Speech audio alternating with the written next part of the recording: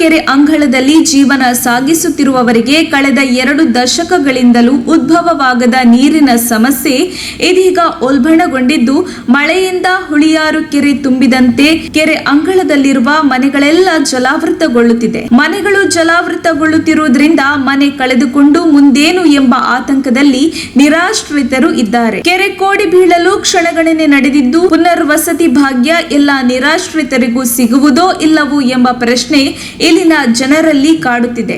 ಇದರ ಮಧ್ಯೆ ದಿನೇ ದಿನೇ ಜಲಾವೃತಗೊಳ್ಳುತ್ತಿರುವ ಮನೆಗಳಲ್ಲಿ ವಾಸ ಮಾಡಲು ಸಾಧ್ಯವಾಗದೆ ಸ್ಥಳಾಂತರಗೊಳ್ಳಲು ಬೇರೆಡೆ ಸ್ಥಳವೂ ಇಲ್ಲದೆ ಕೆರೆ ಅಂಗಳದ ನಿವಾಸಿಗಳ ಬದುಕು ಮೂರಾಬಟ್ಟೆಯಾಗಿದೆ. ಸರ್ಕಾರ ಕೂಡಲೇ ಇಲ್ಲಿನ ಎಲ್ಲಾ ನಿರಾಶ್ರಿತರಿಗೆ ಪರ್ಯಾಯ ವಸತಿ ವ್ಯವಸ್ಥೆ ಕಲ್ಪಿಸಬೇಕೆಂದು ಇಲ್ಲಿನ ನಿವಾಸಿಗಳು ಕೇಳಿಕೊಂಡಿದ್ದಾರೆ. ವರದಿ ಮಂಜುಸ್ವಾಮಿ, MN, ತುಮಕೂರು.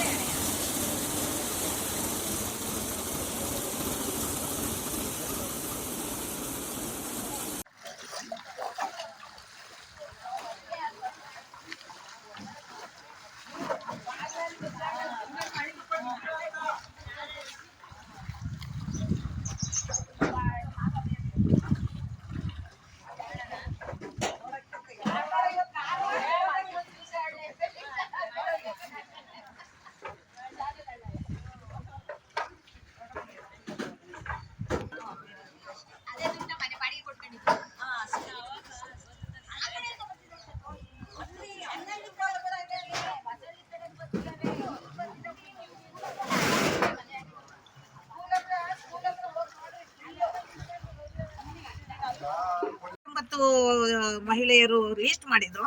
ಅದರಲ್ಲಿ ಕೊಡ್ತೀನಿ ಅಂತಲೂ ಕೂಡ ಹೇಳಿದ್ರು. ನಾವು ಇದು ಸುಮಾರು ಹೋರಾಟ ಮಾಡ್ತಾನೆ ಬಂದಿದೀವಿ. ಕೊಡ್ತೀನಿ ಅಂತ ಬರೀ ಅವರು ಆಶ್ವಾಸನೆ ಕೊಡ್ತಾನೆ ಇದ್ದಾರೆ.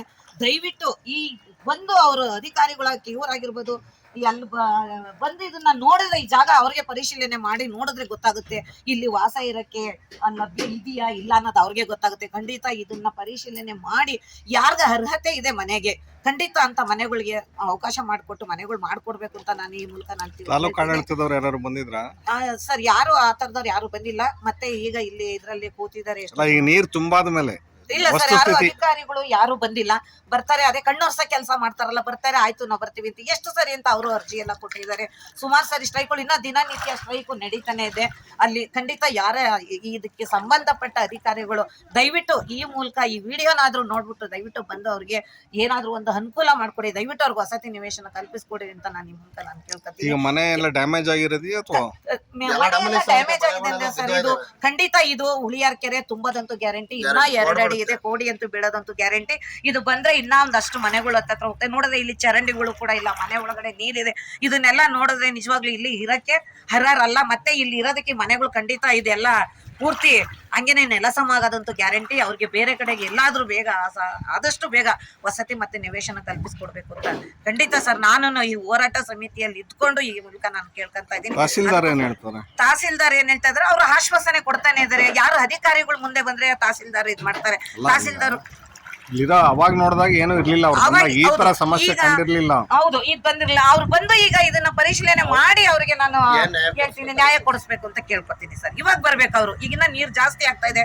ಖಂಡಿತ ಅವರು ಇದನ್ನ ವಿಡಿಯೋ ನೋಡಿ ಖಂಡಿತ ಅವರು ಈ ಒಂದು ಜಾಗಕ್ಕೆ ಬಂದು ನೋಡ್ಬಿಟ್ಟು ಅವ್ರಿಗೆ ಆದಷ್ಟು ಬೇಗ ಅವರಿಗೆ ಇರೋದಕ್ಕೆ ವಸತಿ ನಿವೇಶನ ಮಾಡ್ಕೊಡಿ. ಇನ್ನ ಸುಮಾರು 100 ಕುಟುಂಬಗಳು ಮೇಲಿದೆ ಮನೆಗಳು. 100 ಕುಟುಂಬಗಳಿದೆ. 30 ಕುಟುಂಬಗಳಿಗೆ ಅವರು ಹೇಳಿದಾರೆ ಅಷ್ಟೇನೆ. ಅವ್ರಿಗಿನ್ನ ಯಾವುದೇ ರೀತಿಯ ಹಕ್ಕುಪತ್ರ ಆಗಿರ್ಬೋದು ಅವ್ರಿಗೆ ವ್ಯವಸ್ಥಿತವಾಗಿ ಏನು ಕೊಟ್ಟಿಲ್ಲ. ಅವ್ರು ಸುಮ್ಮನೆ ಹೇಳ್ತಾ ಇದಾರೆ ಅಷ್ಟೇನೆ. ಆಧಾರ್ ಕಾರ್ಡ್ ಇದೆ, ಅವರು ಓಟ್ಗೂ ಅರ್ಹರಾಗಿದ್ದಾರೆ, ರೇಷನ್ ಕಾರ್ಡ್ ಅರ್ಹರಾಗಿದ್ದಾರೆ. ಅವ್ರಿಗೆ ಯಾಕೆ ಇರಕ್ ಜಾಗ ಕೊಡ್ತಾ ಇಲ್ಲ? ಅವ್ರು ನೋಡ್ಬಿಟ್ಟು ಇದನ್ನ ಖಂಡಿತ ಇದನ್ನೊಂದು ಪರಿಶೀಲನೆ ಮಾಡಿ ಕೊಡ್ಬೇಕು ಅಂತ ಈ ಮೂಲಕ ನಾನು ಕೇಳ್ಕೊಂತ ಇದ್ದೀನಿ ಸರ್. ಈ ಜಾಗ ಬಂದು ನೋಡಿದಕ್ಕೆ ನಮ್ಗೆ ಅನ್ಸಿದ್ದನ್ನ ನಾನು ಈ ಮೂಲಕ ನಾನು ನಿಮ್ಗೆ ಹೇಳ್ತಾ ಇದ್ದೀನಿ ಸರ್. ಸ್ಪಂದಿಸಲ್ಲ. ಅವ್ರಾತು ಅವ್ರ ಇದಾತು ಅವ್ರ ಹೆಂಡತಿ ಅವ್ರ ಮಕ್ಳು ನೋಡ್ಕೊಂತಾರೆ ಬಿಟ್ರೆ ಇಲ್ಲಿ ಏನಾಗೈತೆ ಅಂತ ಮನೇಲಿ ನೀರ್ ತುಂಬಿದ್ರು ಇಲ್ಲಿ ಬಂದು ಇರೋ ಜನ ಇಲ್ಲ. ನೀರ್ ತುಂಬೈತ್ ಮನೇಲಿ ಅಲ್ಲೇ ಅದಾವಿಂದ ಹೇಳಂಗೆ ಇಲ್ಲಿ ರೋಡಲ್ಲಿ ಹಾವುಗಳೆಲ್ಲ ಓಡಾಡ್ತವೆ. ಇಲ್ಲೇ ಮನೆಗಳು ಇರ್ತವೆ ನೋಡಿ. ಈ ಮನೆಯವ್ರಿಗೆ ಮೊನ್ನೆ ದಿನ ಹಾವು ಕಡ್ದು ಆಸ್ಪತ್ರೆಗೆ ಕರ್ಕೊಂಡು ಹೋಗಿದ್ದಾರೆ. ಬದುಕಿದಾರ ಬದುಕಿದ್ದಾರೆ, ಏನು ಆಗಿಲ್ಲ, ಬದುಕಿದ್ದಾರೆ. ಹಿಂಗಾಗ್ಬಿಟ್ಟು ಇಲ್ಲಿ ಎಲ್ಲ ಕುಟುಂಬದ್ದೆಲ್ಲ ಪಟ್ಟಿ ಮಾಡಿದಾರಲ್ಲ.